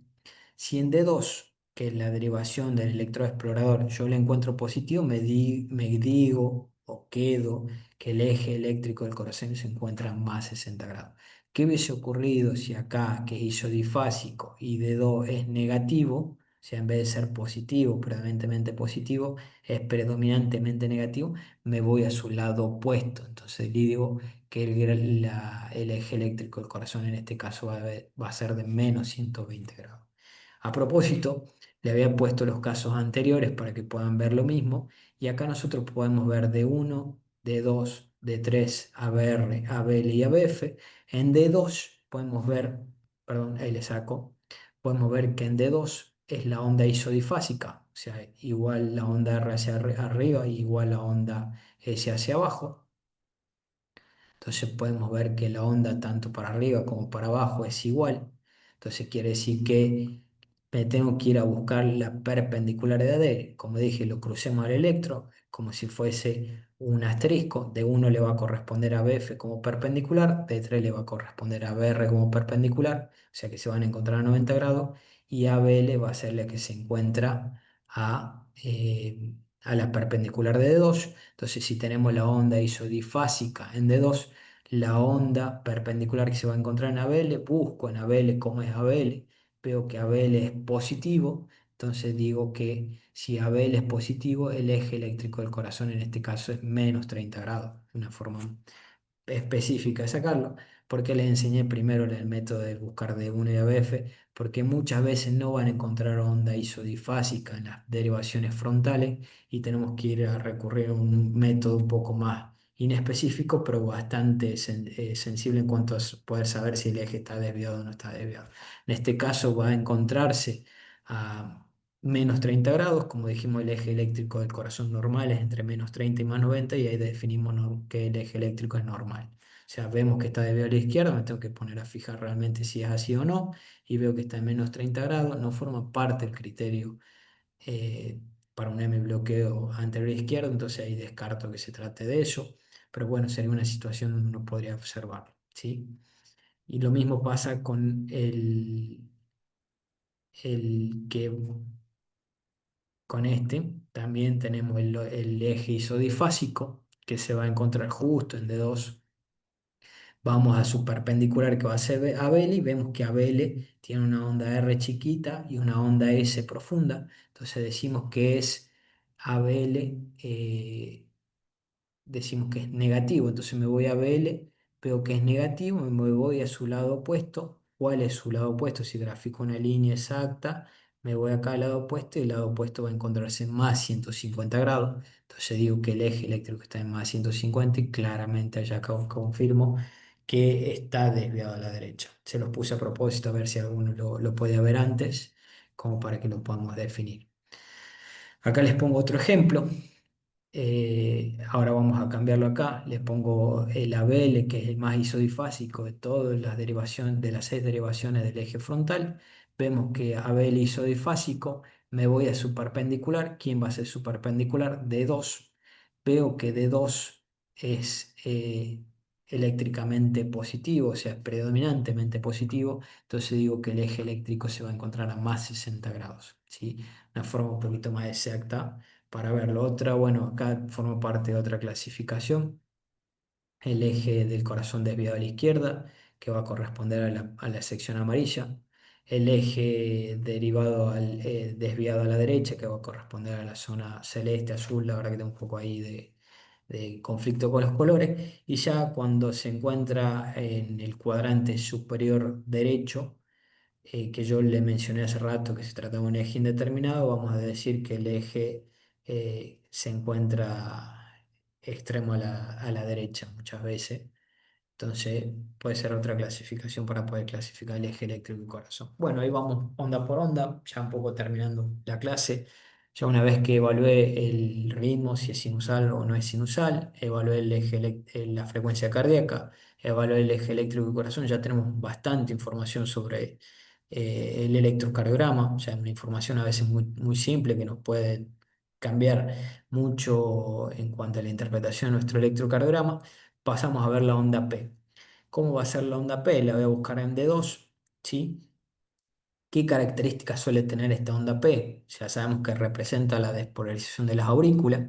Dijimos que una onda P normal tiene un voltaje máximo de 2,5, o sea que si uno mide de acá hasta acá tenemos 2 milímetros. Si fuese hasta acá, el permitido que es 2,5 milímetros, 2 cuadritos y medio, con una duración máxima en tiempo de 3 cuadraditos. Acá podemos ver que tiene 2 cuadraditos prácticamente, o sea que de 80 milisegundos, pero permitimos a un máximo de 120 milisegundos, 0,12 segundos, 3 cuadraditos. Es una morfología para ver si hay signos de agrandamiento auricular, tanto derecho como izquierdo. Como le había mencionado, es positiva en D1, positiva en D2 y en ABF, y de B3 a B6. Negativa, siempre tiene que ser negativo en ABR, es un criterio para definir si es ritmo sinusal. En ocasiones puede ser isodifásica, como podemos ver acá en B1, tanto onda positiva como para arriba como negativa para abajo.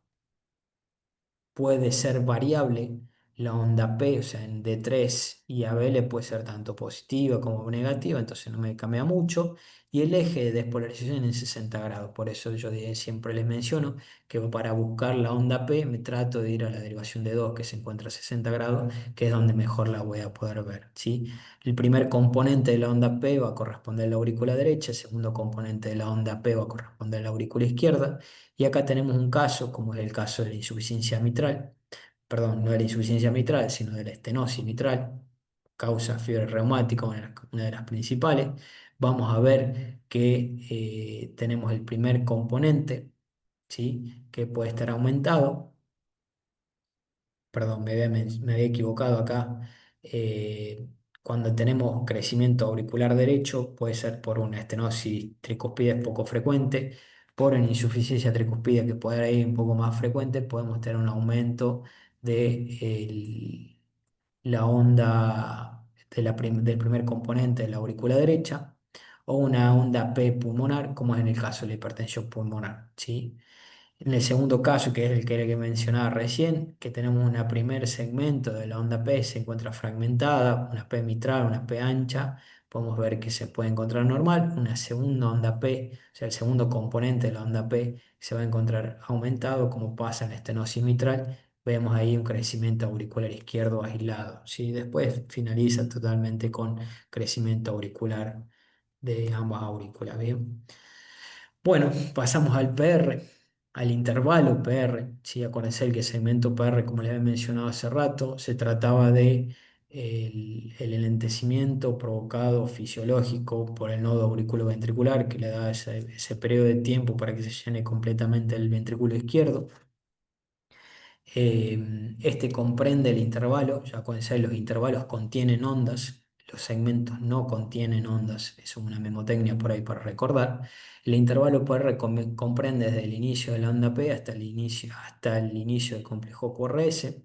Se mide en tiempo, esto hace referencia al tiempo que tarda en iniciarse la activación de las aurículas, el inicio de la activación de los ventrículos. Corresponde muchas veces al retardo auriculoventricular cuando está prolongado o está cortado y normalmente la duración es entre 0,12 segundos y 0,20 segundos o 120 milisegundos, me gusta decirle a mí, o 200 milisegundos, que puede variar entre 3 a 5 milímetros o sea, de 3 a 5 cuadritos chiquitos, ¿sí? Esto puede variar un poco en la frecuencia cardíaca, se puede acortar en situaciones fisiológicas como la taquicardia. El intervalo PR cuando se encuentra por menor a 120 segundos, perdón, 0,12 segundos, menor a 120 milisegundos, nos puede hablar de un cuadro de preexcitación auricular. Y cuando es mayor a 200 milisegundos, puede estar indicado muchas veces un bloqueo auricular de ya sea de primer grado, de segundo grado, que eso se puede ir viendo después, ¿sí? Después el complejo QRS, que hablamos que se trata de la despolarización de los ventrículos, su duración normal es menor a 100 milisegundos. En realidad, uno en la bibliografía cuando lo lee dice que tiene que ser menor a 120. Bueno, no tiene que ser 120. 120 ya habla de un complejo QRS ancho, ¿sí? Es menor.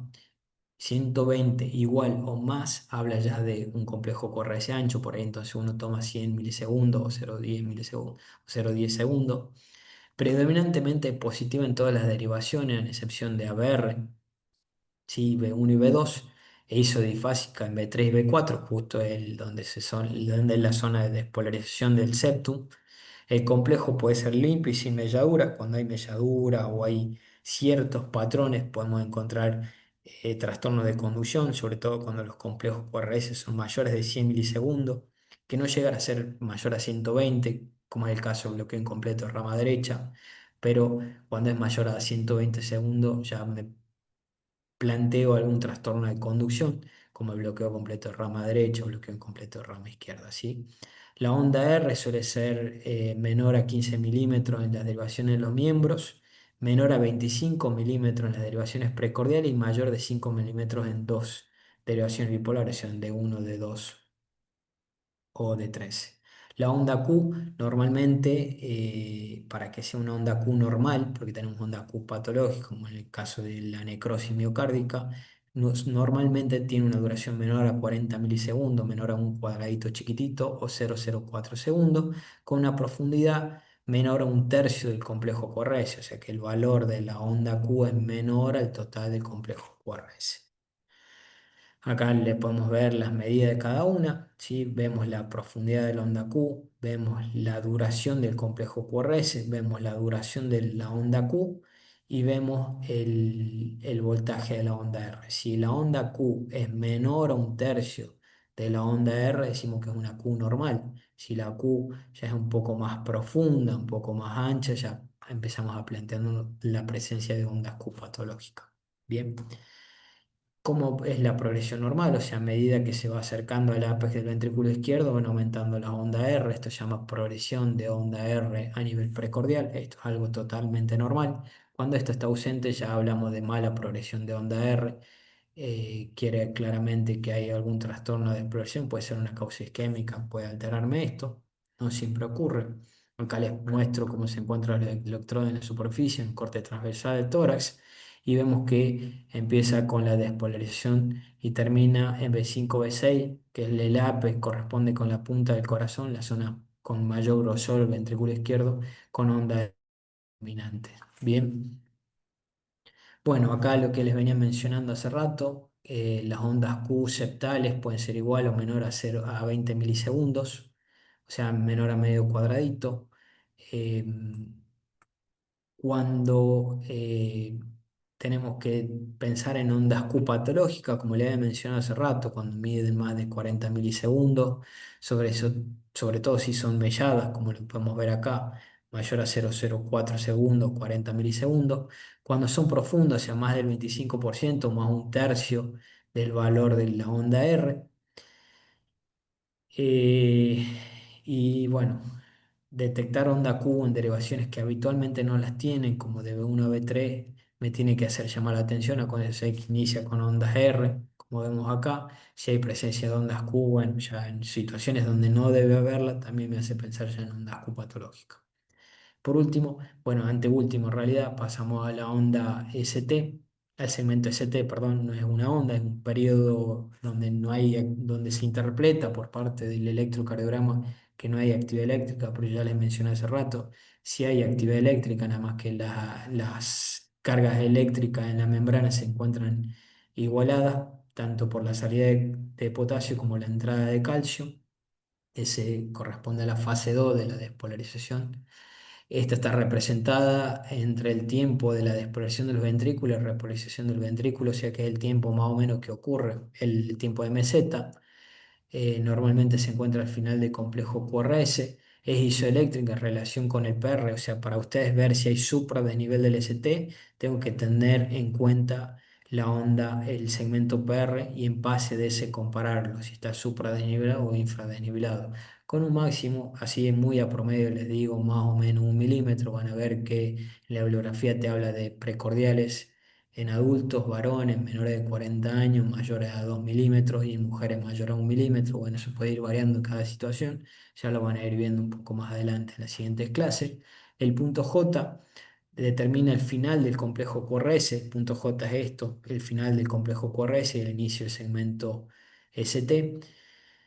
Es de gran interés, ¿por qué? Porque esto nos habla mucho de cardiopatía isquémica. O sea, esto ténganlo en cuenta cuando haya un supra-desnivel del ST, o sea, una onda en vez de ser isoeléctrica, tenemos una elevación de la onda del segmento ST. Nosotros hablamos del infarto agudo de miocardio con supra-desnivel ST, hablamos de una oclusión de una arteria epicárdica. Y cuando hay infradesnivel del ST puede haber muchas causas, puede ser sobrecarga ventricular izquierda, sobrecarga ventricular derecha, ¿sí? Pero en ocasiones, la mayoría de las veces hay que tener en cuenta que si ese segmento de ST está infradesnivelado y después se normaliza, no habla de isquemia subendocárdica, ¿sí? Y probablemente no esté hablando de un evento agudo como un infarto agudo de miocardio sin elevación del ST. Por último, bueno, anteúltimo en realidad, la onda T. Se trata de la despolarización, de la repolarización de los ventrículos. Es una onda T que es positiva en D1, D2, DB4, B6 y puede ser, es negativa en ABR y puede ser negativa en ocasiones en B1, sobre todo en mujeres menores de 30 años. hay que recordar a veces que en D3 y ABL son zonas de transición, o sea, son la cara lateral del corazón y puede llegar a ver la onda T negativa, sobre todo si hay sobrecarga ventricular izquierda, ¿sí? Puede haber estas situaciones, lo van a ver en D1 y ABL o en D3 en ocasiones por el sobrecarga del BD. En los niños pueden ser negativos en las precordiales hasta B3, pero a partir de los 16 años solo permanece negativo en B1, como le había mencionado. Normalmente hasta los 30 años puede estar negativo, inclusive en toda la vida. No siempre habla que sea algo patológico. La morfología normalmente tiene una onda de ascenso lento y una onda de descenso rápido, ¿sí? O sea que es una onda normalmente asimétrica. Tiene entre 6 a 10 milímetros de amplitud, o sea que eso es lo que mide la onda T. La verdad que no tiene mucha variación, mucha interpretación clínica, pero sí la altura de la onda T, o sea, la amplitud de la onda T que de hasta 5 milímetros o sea, 0,5 milivoltios. Cuando tenemos onda T muy picudas, puede haber situaciones iónicas o trastornos hidroelectrolíticos, como por ejemplo la hipercalemia, con valores mayores a 6,5 miliequivalentes en sangre por mililitro, me puede expresar ondas T picudas y elevadas, o situaciones isquémicas como el infarto agudo, la situación subaguda del infarto de miocardio, en donde en la primera hora del infarto podemos llegar a tener ondas T picudas o hipervoltadas, también nos puede hablar de una situación anormal. Lo normal es que sea asimétrico, con una onda de ascenso lento y una onda de descenso rápido, ¿sí? Y acá les dejo la onda U. Esta normalmente les continúa la onda T, algunas veces se pueden llegar a confundir con la onda P. Representa la repolarización tardía del sistema de Purkinje y se suele observar generalmente en B2, B3 como normal, ¿sí? Bueno, un poco ya terminando con el segmento ST que me parece muy importante. El segmento ST, perdón, intervalo QT, mil disculpas, hay una confusión.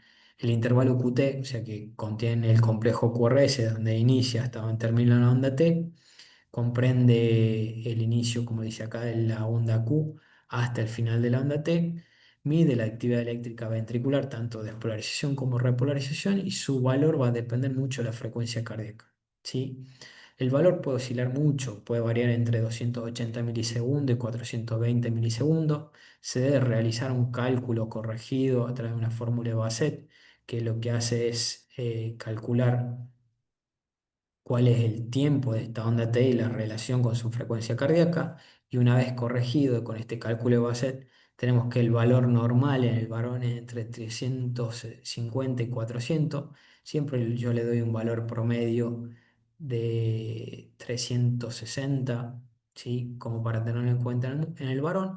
Y en la mujer entre 360 y 460 siempre le doy un valor promedio entre 380 milisegundos, pero siempre con un complejo. Bueno, hay muchas formas de corregir según la frecuencia cardíaca. La más conocida es la Bassett, que básicamente lo que hace es comprende la distancia que hay entre R y R, me saca la raíz cuadrada de R y esto me lo divide sobre el QT que tenemos y nos da el valor de QT corregido, ¿sí?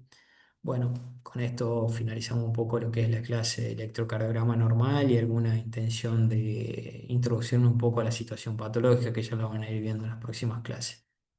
Muchas gracias por el tiempo. Bueno, muy bien, muchas gracias, Doc. Bueno, ahora abrimos el espacio para las preguntas, para aquellos que quieran consultar. Pueden prender el micrófono si desean o bien dejarlos escritos por el chat.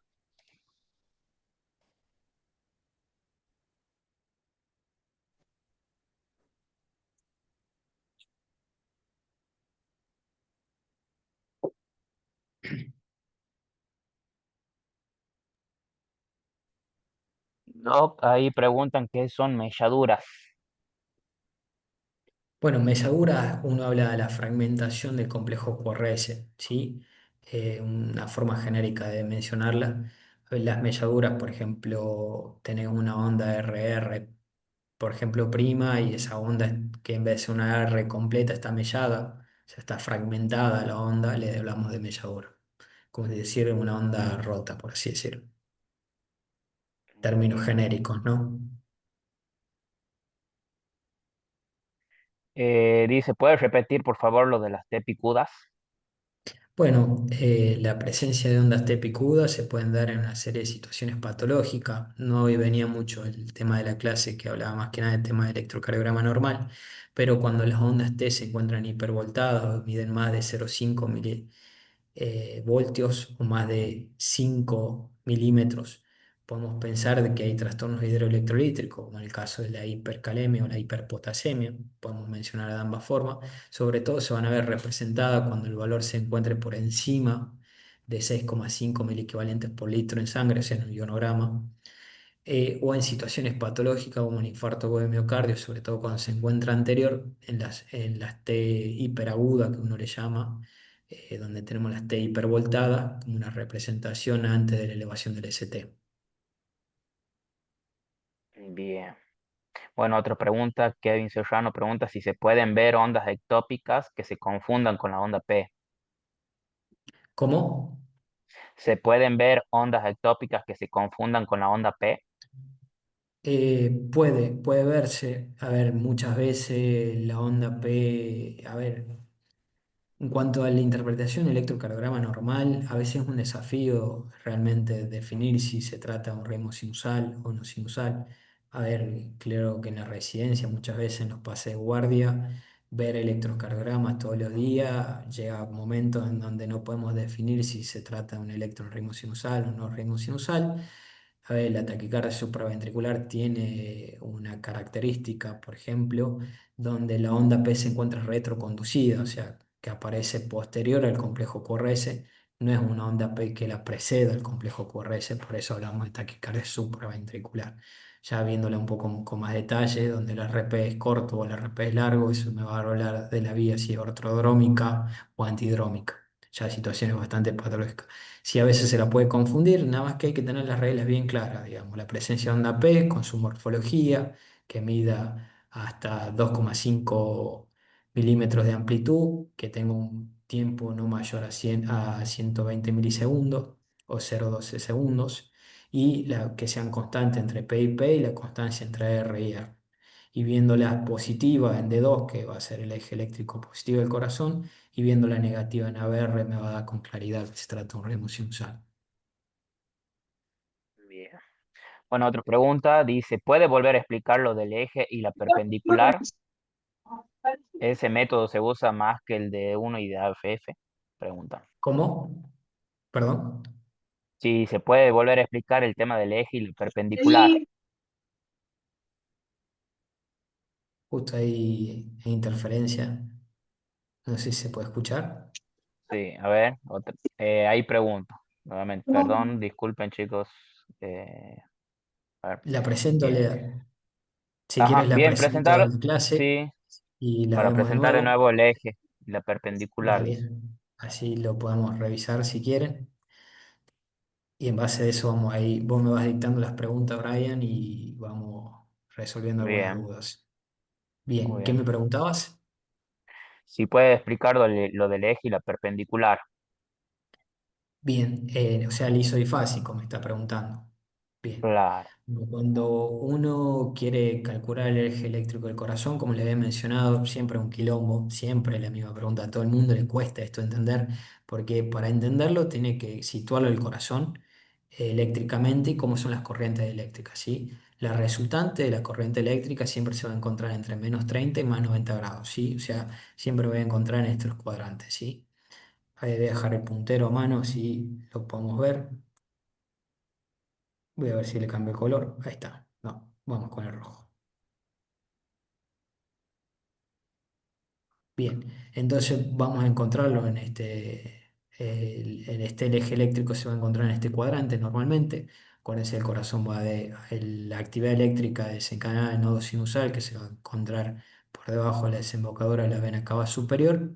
En la aurícula derecha, esto me va a llevar la corriente eléctrica hacia donde predomina la masa ventricular, que es la masa ventricular izquierda, que es el miocardio.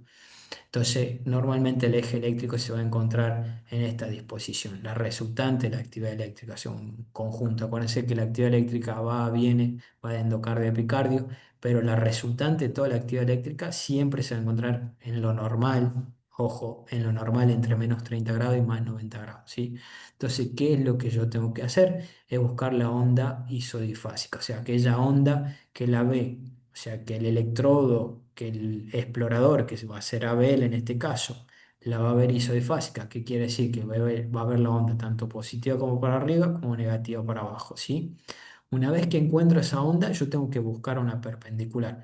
Si nosotros vemos la perpendicular de Abele, acá se los dejo, la perpendicular de Abele va a ser de 2, la perpendicular de D1 va a ser a BF y la perpendicular de D3 va a ser a BR. O sea, ¿cuáles son las derivaciones que se van a encontrar a 90 grados? Si ustedes ven entre ABL y ABR no hay 90 grados, ¿sí?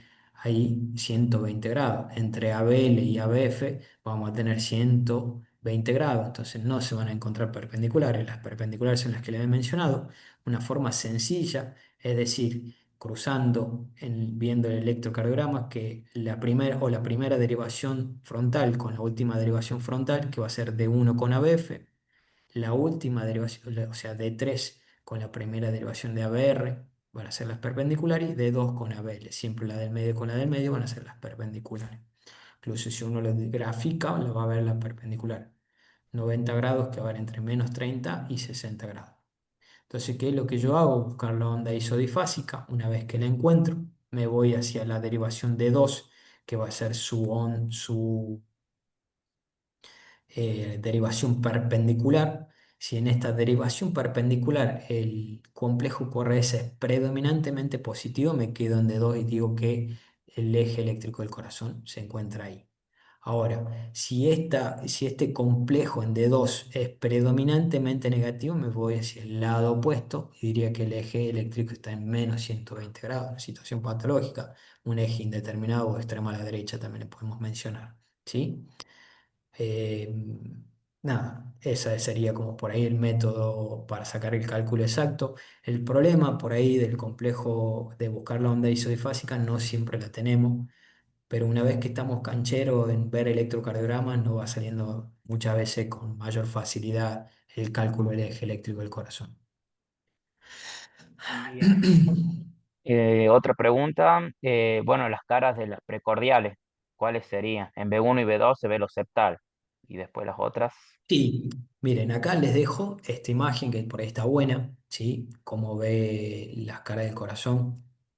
Me voy a volver a la anterior, ¿no? Que está una que estaba bastante buena, que lo veía, casi volviendo al inicio. Bueno, acá en las precordiales nosotros lo logran ver, ¿verdad? Bueno, Sí, acá el eje se hace un eje más que nada transversal, ¿sí? Y va a predominar si ustedes se van a B1, B2 del lado derecho, pero como la masa ventricular izquierda es predominante, van a ver lo que es la cara septal del ventrículo izquierdo. El ventrículo derecho muy pocas veces se lo ve, tiene muy poca masa ventricular, por lo tanto la actividad eléctrica es muy baja y no suele ser detectada muchas veces por estos electrodos, por eso utilizamos electrodos específicos, o sea, derivaciones específicas como B3R, B4R para ver más que nada el ventrículo derecho y aislar un poco el ventrículo izquierdo para poder verlo como sí mismo, digamos.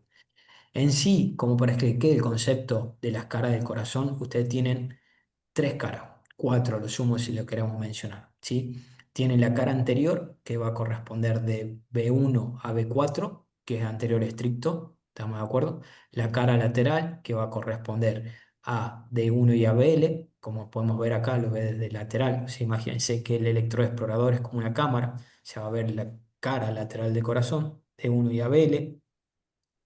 ¿Y quién más me ve de cara lateral? Y una cara lateral baja me la va a ver B5, B6. Acuérdese que se encuentra la línea axilar anterior y axilar media a la altura de B4, sí, que va a ser el quinto espacio. Entonces me puede llegar a ver la cara lateral del ventrículo izquierdo. Y la cara inferior, como lo vemos acá, se va a ver D3, ABF y D2 nos van a informar un poco sobre la actividad eléctrica del corazón. ¿Para qué nos sirven las caras? Es para identificar cuál es la actividad eléctrica del corazón, perdón, cuál es la localización del infarto o miocardio, y en base de eso uno suponer cuál es la arteria responsable del evento, ¿sí? Si uno piensa que la cara anterior es la responsable de un supradesnivel en la cara anterior, uno va a pensar por anatomía que se trata de la descendente anterior. Si la responsable del evento corresponde a la cara lateral, tanto alta, ¿por qué le decimos alta? Porque ve la parte alta de la cara lateral o la cara lateral baja, estrictamente cara lateral, va a pensar que la responsable del evento agudo ha sido la circunfleja. Y si lo vemos el compromiso en la cara inferior, uno va a pensar que se trata de la corona derecha en un 80%, porque se va a dar la dominancia que va a dar ramo ventricular, o en un 15% puede ser la responsable la circunfleja también, pero ahí tenemos que tener en cuenta cuál es más predominante el superdesnivel, si es en D3 o en D2. Si tenemos predominancia del superdesnivel a nivel de D3, vamos a pensar que más se trata de la corona derecha. Si es menos, si es más predominante D2, vamos a pensar, o sea, más tirando a la cara lateral, vamos a pensar que la responsable puede ser la circunfleja. Esto siempre hablando un poco del evento agudo, que es el infarto agudo con supradesnivel del ST, o sea, el IAM con elevación del ST. Y bueno, la cara posterior, que no se encuentra en las 12 derivaciones estándar que uno siempre enseña o habla, pero podemos tener una cara posterior donde vamos a ver que va a estar acá B7 y B8, donde pueden ver la cara dorsal del corazón. En ocasiones en la derivación, en 12 derivaciones no van a ver infarto o supradesnivel, pero el paciente está con clínica de dolor, le hacen unas derivaciones posteriores y ven que hay supradesnivel en la cara posterior. Muchas veces la responsable es la circunfleja, la que envuelve la cara dorsal del corazón, y ahí tenés que entrar a revascularizar de forma inmediata. Obviamente, la presencia de dolor precordiano, un electrocardiograma de 12 derivaciones, sí, sí que a pesar del tratamiento médico continúa con Angor, claramente es un paciente que debe entrar en hemodinamia para ser estudiado y tratar la causa responsable. Bien, perfecto. Bueno, otra pregunta dice, ¿cuál es la diferencia entre el ritmo sinusal y supraventricular o son sinónimos? No, bueno, a ver, eso es lo que había explicado hace rato. Primero tenemos que tener en claro lo normal, ¿sí? ¿Qué es lo normal? Lo normal es que nosotros en D2, luego en D1, pero principalmente en D2, que es la onda de despolarización del aurículo normalmente, porque no hay grandes agrandamientos auriculares que me va a desviar el eje en la aurícula, entonces siempre se va a encontrar en más 60 grados, y por eso lo voy a buscar en D2, que la onda P esté presente, esté clara, sea constante entre P y P. Acá se lo puedo mostrar, como habíamos hablado hace rato, ¿sí? O sea, que haya una constancia entre P y P. ¿Me escuchan, verdad? Sí. Bien, Sí, que sí. sean constantes entre P y P. Puede haber variaciones menos del 10%, que la onda R, o sea, que las R y las R sean constantes entre sí, R y R sean constantes, y que la onda P siempre le preceda un complejo QRS, o sea, que tengamos un complejo QRS que le preceda a esta onda P, con una onda P positiva en D2, de 1 y ABF, como habíamos mencionado hace rato, de B3 a B6, pero negativa en ABR, que por ahí esa es la que me termina dando el sello de que la onda P es proveniente del nódulo sinusal. Ahora, cuando uno habla de supraventricular o ventricular, habla de que la actividad eléctrica viene por encima del nódulo auriculoventricular, que en algún momento lo quise explicar, pero no me salió la palabra, y cuando la actividad eléctrica se encuentra por debajo del nódulo auriculoventricular, habla de actividad ventricular. ¿Cuál es la diferencia? El complejo QRS. Cuando el complejo QRS es menor a 120 milisegundos, hablamos que la actividad eléctrica proviene la actividad eléctrica es supraventricular, y cuando el complejo QRS es ancho, decimos que la actividad eléctrica es ventricular y es mayor a 120 milisegundos, ¿sí? O sea que viene de la rama de las de Purkinje, perdón, viene de la rama de las de His, izquierda o derecha, por lo tanto siempre el complejo QRS va a ser ancho. Entonces, ¿cómo yo diferencio una actividad eléctrica supraventricular de una actividad eléctrica ventricular? Del ancho del QRS. ¿Se entiende? Y bueno, ya hablando puntualmente de la taquicardia supraventricular, que ya es una situación en donde es un fenómeno de reentrada, la onda P se va a encontrar retroconducida, se va a ver un fenómeno vicioso en donde va a haber una reentrada activa, o sea, el ventrículo va a entrar en un ciclo en donde generalmente va a estar una frecuencia cardíaca mayor a 100 latidos por minuto, va a estar regular, el complejo va a ser angosto, pero no va a haber presencia de onda P que presenta complejo QRS, y normalmente la onda P se va a encontrar retrógrada al complejo QRS, o sea, se va a encontrar posterior entre el complejo QRS y la onda T, que es para el diagnóstico exacto de la taquicardia supraventricular o la taquisupra, como uno le llama. eh, es mucho el ojo clínico y pueden haber taquicardias supraventriculares con PR corto y con PR largo. Y eso me va a hablar un poco de la actividad, ya sea de una reentrada ortodrómica o antidrómica, que va a tener PR corto o PR largo. ¿Sí? Eso ya entrando un poco más en electrofisiología y un poco más específico en el caso. Bien. ¿Quieren saber el tema del cambio en las ondas T, cuando son negativas o cuando son positivas? ¿De qué nos estaría hablando? Bueno, como habíamos mencionado hace rato, la onda T es una onda que nos representa la repolarización de los ventrículos. Normalmente, siempre hablo de normalidad, se encuentra positiva en D1 y D2, B5, B6, DB4, B6, y puede ser negativa en ABR y en ocasiones también negativa en B1, inclusive hasta la adultez, sobre todo en las mujeres, ¿sí? Por una cuestión fisiológica, nada más que eso. ¿Qué ocurre con las ondas T? Bueno, las ondas T, como les he mencionado, tienen una onda ascendente, son normalmente asimétricas, pero hay situaciones especiales, situaciones clínicas que hay que conocerlas, que la onda T, en vez de ser una deflexión positiva, es una deflexión negativa. ¿Estamos de acuerdo? ¿Por qué se puede dar esta deflexión negativa? Bueno, se puede dar por isquemia. La isquemia puede ser subendocárdica, y acuérdense que la onda de repolarización va de endocardio a epicardio y se invierte esta onda de repolarización de epicardio a endocardio haciéndose que la onda T sea negativa y ahí tendría que pensar ya en isquemia o no. Para que sea isquémica tenemos que tener normalmente ondas T que suelen ser simétricas, o sea, no asimétricas, porque parece que la onda T normalmente tiene una onda de ascenso lento y una onda de descenso rápido, tiene que ser simétricas y profundas. Y yo ahí pensaría ya, y tiene que tener correlación, o sea, que corresponde a la cara anterior, la cara inferior, o sea, me corresponde un segmento isquémico y normalmente me habla ya más que nada de isquemia subendocárdica, no tanto transmural o epicárdica como lo que ocurre en el supradenivel del ST. No sé si quedó resuelta la pregunta ahí. Bien. Y después otra pregunta, ya con el tema siguiendo lo patológico, con el segmento ST en la angina de Prince Metal, ¿es más frecuente que sea elevado o que esté descendido? Bueno, en la angina de Prismetal, sí, lo normal es ver que esté infradesnivelado y esté muy relacionado al esfuerzo. ¿Sí? Por vasoespasmo, esto me puede generar algún grado de isquemia subendocárdica, suele ser infradesnivelado.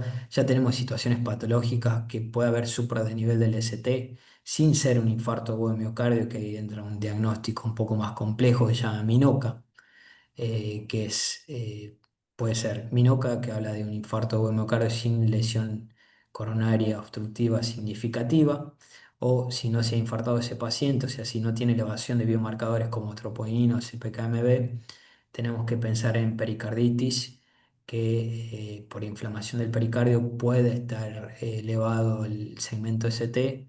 La causa, bueno, acompañado de otro signo electrocardiográfico que es el descenso del segmento PR o el ascenso del segmento PR que está muy correlacionado con la pericarditis. Puede ser otras situaciones dentro del PR, del segmento ST puntualmente, hablando de otras causas clínicas. Pero a ver, lo que tiene que quedarle claro de la clase de hoy, porque estamos hablando de electronormal y a partir de acá hablar un poco de lo patológico, tenemos que ir a ver las causas más prevalentes, o sea, ver una pericarditis es frecuente, sí, pero ver un infarto agudo de miocardio es más frecuente, ¿estamos de acuerdo? Ver una angina de Prismetal es frecuente, no, la verdad que es poco frecuente, no es de la patología más frecuente, entonces me tengo que ir a la globalidad de la patología. Entonces, tratar dentro de lo patológico descubrir lo más frecuente, como por ejemplo una fibrilación auricular, un supradesnivel de ST, que eso me va a cambiar una conducta. O sea, si yo diagnostico un infarto con supradesnivel de ST en la cara anterior, yo estoy hablando de que está ocluida totalmente la arteria descendente anterior, entonces me habla de que si yo no trato ese vaso en un tiempo X, ese paciente puede evolucionar a un shock cardiogénico y terminar en la muerte del paciente. Y me cambia mucho el diagnóstico porque uno lo trataría con doble integración plaquetaria, hasta tienen altas dosis y angioplastia que puede ser mecánica o farmacológica como los trombolíticos. Entonces eso me cambia mucho el escenario, me cambia mucho la acción. como para regla general, si tengo un supra de nivel ST y no estoy seguro, pienso que se trata de una pericarditis o bien la miopericarditis o alguna otra situación patológica, y primero tengo que pensar en un infarto. Y lo tengo que correlacionar con la clínica y lo tengo que correlacionar con los factores de riesgo del paciente. No siempre la medicina de 2 más 2 es 4, lamentablemente, y por ahí viene un poco el criterio clínico y el pensamiento sobre el paciente en global, ¿sí? Yo como para que les quede un Bien, poco la info de qué es lo que tengo que tener en cuenta el segmento. Se te hice mucho hincapié porque me parece algo bastante relevante, sobre todo al momento del diagnóstico clínico del infarto agudo miocardio. perfecto. Sí, igual eso lo van a ver más detalle en próximas clases. Y bueno, y la última pregunta ya es ¿por qué la onda P es negativa en ABR y por qué la R va aumentando en precordiales y la S va disminuyendo? Bien, a ver, vamos con la onda P negativa en ABR, me parece más importante. La otra es simplemente progresión de la onda R, o sea, a medida que va avanzando el ventrículo izquierdo de la base, o sea, de los segmentos basales del ventrículo izquierdo hacia el ápex, que es donde tiene mayor cantidad de masa miocárdica, va a haber mayor presencia de onda R. El electrodo explorador va a estar más cerca del ápex, entonces la onda la va a ver acercándose más hacia ese electrodo, por lo tanto va a hacer una deflexión predominantemente positiva que se va a llamar onda R, simplemente por eso, y la progresión es por cómo se encuentra localizado en los electrocardiogramas. Ahora, ¿por qué la onda P es negativa? Y mira, te lo explico en este cuadro que me parece sumamente importante, ¿sí? Yo tengo acá el nódulo sinusal, imagínate que ABR se encuentra acá, o sea, imagínate este dibujo, yo lo coloco acá, te lo voy a poner acá donde vamos a ver el eje eléctrico del corazón. Bien, imagínate que por acá está el nodo sinusal, ¿sí? La actividad eléctrica del nodo sinusal, ¿qué hace? Desciende a través de los vasos internodales anterior, medio y posterior, ¿sí? Hacia abajo y hacia el ventrículo y hacia la aurícula izquierda. Entonces, el eje predominante en la aurícula es de 60 grados, predominantemente siempre, o la mayoría de las veces. Entonces, ¿qué va a pasar con ABR? Va a ver cómo la onda de deflexión se aleja, entonces me va a graficar una onda negativa, ¿sí? Si yo me voy a este ejemplo, por ejemplo acá, eh, no sé si lo logran ver, tengo acá la onda P negativa. ¿Por qué? Porque me está viendo cómo se aleja esa onda de despolarización de la aurícula y me la va a describir como onda negativa. Incluso lo puse en eh, acá. Lo puse acá en en cuanto a las deflexiones de la onda. Yo ponele que este sea mi ABR, la onda de despolarización de la aurícula va en este sentido, entonces yo estoy viendo la cola de la despolarización, o sea, el lado negativo de la despolarización de la célula córtex que cambia la polaridad, entonces lo va a describir como una onda de deflexión hacia abajo, por eso la onda P es negativa en ABR cuando el ritmo es sinusal por su localización anatómica y por los gases internodales y cómo se dispone. Obviamente siempre hablando de una posición corazón normal. Si tenemos una dextrocardia, o sea, corazón que se encuentra del lado derecho, y bueno, capaz que nos puede cambiar un poco ahí la localización de la onda P, pero ya es más que nada una cuestión anatómica, no tanto eléctrica. Bien, perfecto. Bueno, ahora sí damos por finalizado la primera ponencia. Antes que nada, muchas gracias a todos por su participación y al doctor también por siempre apoyar en lo que sería la formación académica y brindarnos su tiempo y conocimiento. Y bueno, y esperamos contar nuevamente con su presencia y participación en algún otro proyecto futuro que tengamos. Siempre, por supuesto, Brian, muchas gracias por la invitación. La verdad que es un placer formar parte de este curso. Nada, siempre estoy predispuesto a este tipo de situación y bueno, aún más contento saber que hay gente de otros países como Perú, Ecuador, República Dominicana, que están presentes en México. Sin hablar México, creo que era uno de la presencia con mayor cantidad de gente. Por ahí dar un poco de conocimiento de nuestra parte, de nuestra humildad, por así decirlo, y por ahí seguir aprendiendo, ¿no? Porque a partir de estas preguntas uno se plantea por qué la onda P es negativa, por ejemplo. Está bien, son Ujú. cosas que uno a medida que va estudiando un poco más, va entendiendo algunas cosas un poco más en profundidad, así que nada, les agradezco y siempre que tengan la oportunidad y me vuelvan a invitar, estaré acá presente para ustedes. Muchas gracias por todo. Gracias, Doc. Que tenga buena noche. Buenas noches. Bueno, chicos, ahora con el tema de la asistencia. La asistencia únicamente por el día de hoy se les va a considerar presente a todos de forma general, ¿bien? Por los inconvenientes que tuvimos con el tema de la presentación, así que bueno, quédense tranquilos por el día de hoy con la asistencia y los esperamos mañana nuevamente. Muchas gracias. Hasta luego, Muchas gracias. gracias. Buenas noches. Gracias. Hasta luego, buenas Chao. noches. Muchas Buenas gracias. noches. Buenas noches. Gracias. Gracias, buenas noches.